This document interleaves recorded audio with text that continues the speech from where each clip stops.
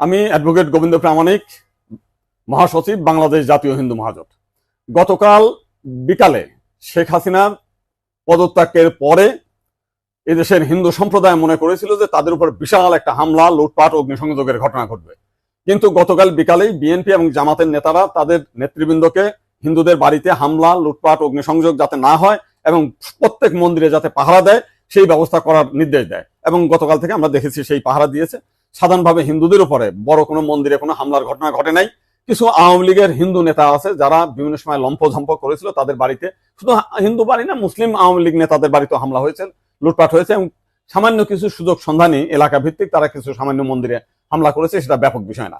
কিন্তু আমরা দেখলাম যে ভারতের রিপাবলিক এইটাকে নিয়ে ব্যাপকভাবে রিউমার ছড়াচ্ছে, নানান কিছু মিলে উদ্ভট কথাবার্তা বলছে। এবং আজকে দেখলাম শেখ হাসিনার নিয়ে তারা কাহিনী তৈরি করছে, বঙ্গবন্ধুর স্ট্যাচু ভাঙছে, সেটা নিয়ে তারা খুব দুঃখে সাগরে ভাসছে।